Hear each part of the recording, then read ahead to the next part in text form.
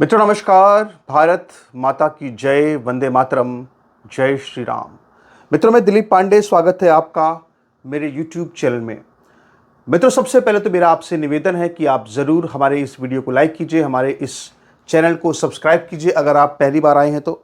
और इसके अलावा आपको हमारे इस वीडियो पर अपनी राय ज़रूर देनी है, आपको हमारे इस वीडियो पर अपनी टिप्पणी भी ज़रूर करनी है। तो ज़रा आज हम बात करेंगे प्रधानमंत्री नरेंद्र मोदी की, जो यूजीसी लागू होने के बाद पहली बार मेरठ के अंदर एक रैली में शामिल हुए। मित्रों हमेशा ही जब उत्तर प्रदेश का चुनाव नज़दीक होता है तो हर बार वो अपने जो उनकी रैलियों के कार्यक्रम होते हैं वो अक्सर पश्चिम यूपी में बढ़ जाते हैं और अक्सर जो है इनकी शुरुआत पश्चिम यूपी से ही होती है। लेकिन इसके पहले जो 2 विधानसभा चुनाव उत्तर प्रदेश के हुए, अगर मैं उनकी चर्चा करूं, उनकी बात करूं, तो ये कहना बहुत मुश्किल नहीं है कि इसके पहले की जो रैलियां होती थी चुनाव के ठीक 1 साल पहले या 1 साल करीब पहले कहें तो वो मोदी की वो रैलियां बहुत ज़बरदस्त, बहुत दमदार होती थी, जहां पे बहुत तगड़ी भीड़ जो है वो हर जगह पे नज़र आती थी। भीड़ इस तरह की नज़र आती थी कि वाइड एंगल कैमरा शॉट लिए जाते थे। जो लोग यहाँ पे पत्रकार होंगे या पत्रकारिता से जुड़े रहे होंगे या कैमरामैन होंगे तो इस भाषा को समझते होंगे कि आखिर ये वाइड एंगल कैमरा शॉट क्या होता है।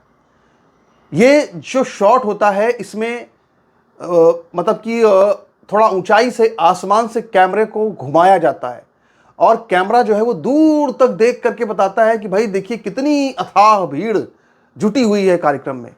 और उसके बाद फिर प्रधानमंत्री मोदी अक्सर कहते थे कि मैं जहां तक मेरी निगाह जा रही है मुझे हर तरफ मुंड ही मुंड नजर आ रहे हैं। लेकिन आज प्रधानमंत्री नरेंद्र मोदी ऐसा एक भी डायलॉग नहीं बोल सके, क्योंकि वो डायलॉग कहां से बोलेंगे जब भीड़ ही नहीं थी, जब मुंड ही मुंड नहीं दिख रहे थे, जब कुछ दिख ही नहीं रहा था, तो आखिर वो क्या करेंगे। बड़ी विवशता है, बड़ी मजबूरी है। और ऐसी स्थिति में कैमरामैन के सामने चुनौती बहुत बड़ी खड़ी हो गई।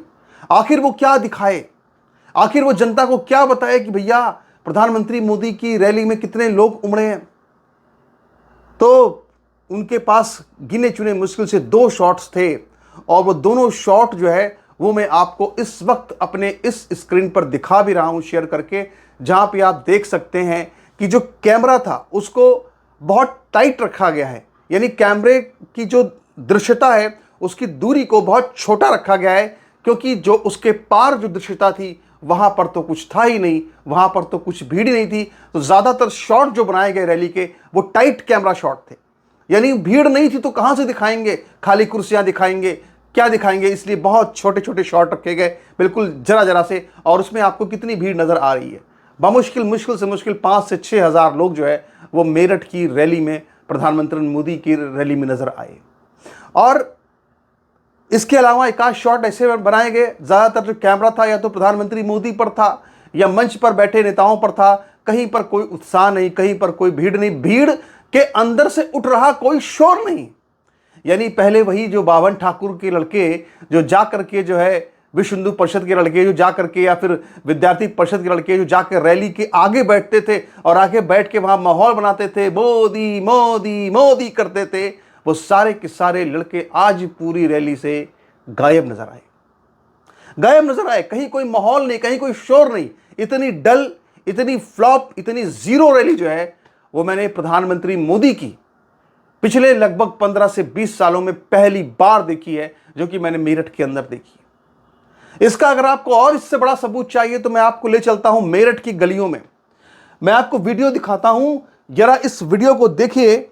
ये आप जो देख रहे हैं यहां पर, ये आप देख सकते हैं कि ये लक्ष्मीकांत वाजपेयी, ये लक्ष्मीकांत वाजपेयी हैं जो कि लक्ष्मीकांत वाजपेयी हैं जो कि एक ज़माने में बीजेपी के प्रदेश अध्यक्ष हुआ करते थे, जो कि ब्राह्मण कम्युनिटी से आते हैं और मेरठ में बड़े नेता बीजेपी के हैं, बहुत सादगी वाले नेता बीजेपी के हैं। इनका बहुत ज़बरदस्त जनता के बीच में प्रभाव है। लेकिन इस तरह की निराशा मेरठ की जनता के अंदर नजर आ रही थी कि लक्ष्मीकांत कि लक्ष्मीकांत जी को एक गाड़ी पर चढ़ करके, खटारा गाड़ी पर चढ़ करके, उनको माइक लेकर के लगातार लोगों के बीच में घूम करके प्रचार करना पड़ रहा था कि भैया कल मोदी जी आ रहे हैं, सबको आना है। यह हालत हो गई थी।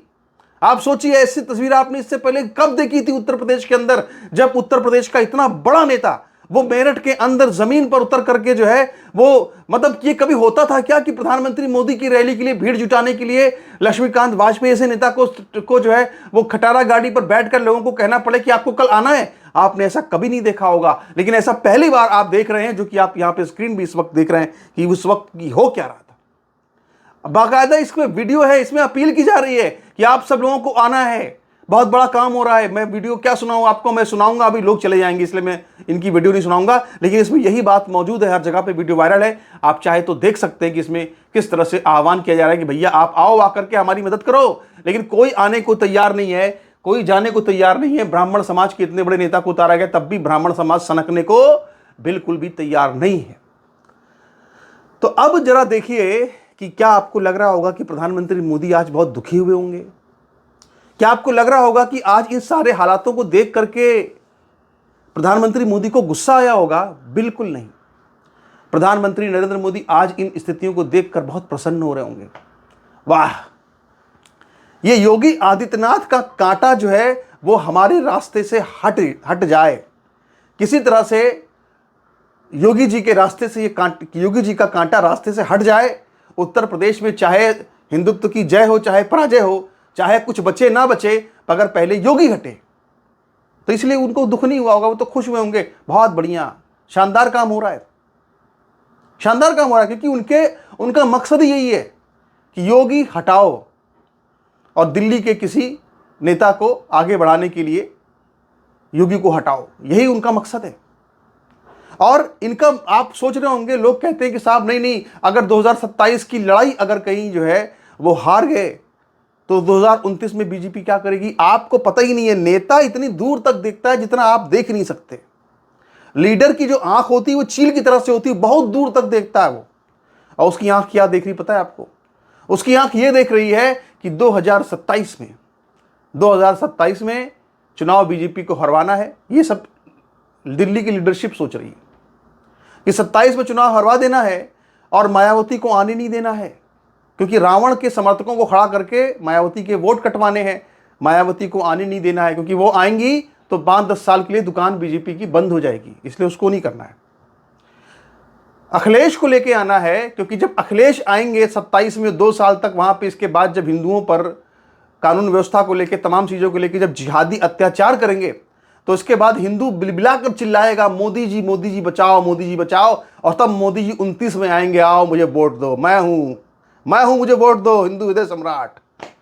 इसके बाद सारे हिंदू जो आज योगी की खिलाफत कर रहे हैं, योगी को हराओ, वो सारे 2 साल के बाद इतने बलबला जाएंगे कि बेचारे वो दौड़ करके मोदी को जाके वोट दे के आएंगे कि मोदी को वोट दो, कमल छाप, ठपा ठप कमल छाप। ये जो है इनकी साजिश है, ये इनकी रणनीति है मित्रों, आप इसको भूलेगा मत। योगी को हटाने की रणनीति है इनकी। इसीलिए मैं बार बार कह रहा हूं कि नाराजगी मोदी से होना जायज है, लेकिन योगी से नाराजगी मत करना। योगी के साथ सहानुभूति होनी चाहिए। और इसके सारे प्रमाण जो है एक के बाद एक आज सामने आने शुरू हो चुके हैं। मित्रों, आपने नाम सुना होगा रामभद्राचार्य जी महाराज। रामभद्राचार्य जी महाराज, जिनके विषय में सभी को मालूम है कि जो राम मंदिर का आंदोलन हुआ था, इसके बाद राम मंदिर को लेकर के जो सुनवाई उत्तर प्रदेश के इलाहाबाद हाईकोर्ट में हुई थी, उस सुनवाई के दौरान रामभद्राचार्य जी का, महाराज का एक बयान, एक उनका सबूत के तौर पर दिया गया। उनका एक जो कोट था वो बहुत ही प्रसिद्ध है। जब ये पूछा गया मुसलमानों के द्वारा अदालत के अंदर कि बताइए, ऐसा क्या अगर तुलसीदास जी कहीं लिख कर गए हैं क्या कि भाई मस्जिद जो है वो बनी और मंदिर टूटा? तो उस समय रामभद्राचार्य जी महाराज ने, जो कि साहित्य के बहुत बड़े विद्वान, तुलसीदास जी के साहित्य के बहुत बड़े विद्वान, उन्होंने वो सब चीज़ों को रखा कि ये, उन्होंने लाइन रखी कि इस लाइन के बाद जो है वो इस लाइन में उन्होंने कहा कि हाँ भाई ये तुलसीदास जी दुखी थे और मंदिर को ध्वंस किया गया बाबर के द्वारा, ऐसी लाइन उन्होंने बताई। वहाँ पे उसको माना गया, उसको बाकायदा जजमेंट में शामिल किया गया। तो रामभद्राचार्य जी महाराज कोई छोटी मोटी हस्ती नहीं है। रामभद्राचार्य जी महाराज बहुत बड़ी हस्ती हैं। और आज राम भद्राचार्य जी महाराज ने बयान दिया है और उन्होंने बयान में यह कहा है कि मेरे जीते जी, उन्होंने कहा कि मेरे जीते जी मैं यूजीसी को लागू नहीं होने दूंगा। कौन है राम भद्राचार्य जी महाराज? राम भद्राचार्य महाराज जी वही हैं जिन्होंने कभी प्रधानमंत्री मोदी को मंच पर अपना मित्र कहा था। यानी कि जिन्होंने मंच पर अपना मित्र कहा था प्रधानमंत्री मोदी को, उन्होंने अपने मित्रता तक की परवाह नहीं की और बिना मित्रता तक की परवाह किए उन्होंने कहा कि मेरे जीते जी यूजीसी को मैं लागू नहीं होने दूंगा।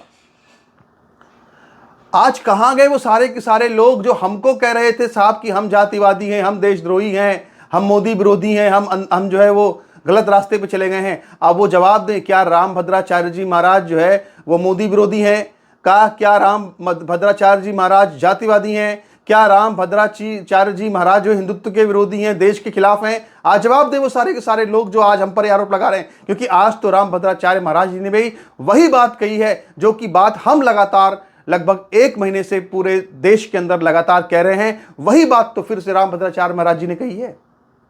कहां गए सारे लोग? आओ जवाब दो, आओ कमेंट्स में आओ। अब कोई नहीं आएगा, अब कोई नहीं आएगा। ये आप जान लीजिए, इस दुनिया के अंदर सच को सच कहना होगा, झूठ को झूठ कहना होगा, गलत को गलत कहना होगा, सही को सही कहना होगा। गलत के साथ खड़े होंगे तो गलत दिशा में जाएंगे। आज जिस तरह से हिंदू समाज को बांटने के लिए यूजीसी रेगुलेशन का ये पूरा कानून, यूजीसी रेगुलेशंस का ये नोटिफिकेशन जो कि मोदी सरकार लेकर आई है, मोदी सरकार को इसके पापों का भुगतान करना ही पड़ेगा। इसके पापों का भुगतान उसको करना ही पड़ेगा। और मित्रों, मेरा सारे हिंदू समाज से ये आह्वान है कि ऐसा जबरदस्त उत्तर दो, ऐसा जबरदस्त निर्णय करके दिखाओ कि इतिहास इस बात को याद रखे कि जो असल में जातिवादी था, जिसने कि जातिवाद का कानून लाया, उसको इस देश की जनता ने आईना दिखा दिया। और वो योगी आदित्यनाथ जो सच्चे अर्थों में देश के लिए संघर्ष कर रहे थे या संघर्ष कर रहे हैं, उनको उनके ऊपर कहीं आंच तक आने नहीं दी। अगर जिसके अंदर मोदी के खिलाफ गुस्सा है, उत्तर प्रदेश को छोड़ के जितने भी स्टेट हैं वहां जो चाहे वो करना, मैं मना नहीं करूंगा, मैं कुछ नहीं बोलूंगा। लेकिन योगी आदित्यनाथ जो उत्तर प्रदेश के मुख्यमंत्री, उनको अगर दिक्कत हुई, अगर उनको परेशानी हुई, तो याद रखना, तो फिर इस देश के अंदर कोई भी संभल जैसी जगह पर अपने पूरे प्राणों को संकट में डाल करके, अपने पूरे सब कुछ संकट में डाल करके इतने बड़े बड़े काम जो उन्होंने किए, चाहे वो किए, वो कभी कोई करेगा नहीं। चाहे मुख्तार की बात करें, चाहे अतीक की बात करें, किस तरह से इस यूपी के अंदर जिहादियों को दौड़ा दौड़ा करके निस्तनाबूद किया गया। अगर योगी जी मुख्यमंत्री आगे नहीं रहेंगे तो क्या उनके प्राणों पर संकट नहीं रहेगा? क्या उनके दुश्मन नहीं होंगे? मित्रों, याद रखना इस बात को, जिसने एहसान किया है उसका एहसान चुकाना आना चाहिए। योगी जी ने जो करके दिखाया है ना, वो पूरे हिंदू समाज पर एहसान है और उस एहसान को चुकाना है हमें। और मोदी जी ने जो किया है, तो मोदी जी को हराना भी है, लेकिन यूपी में नहीं।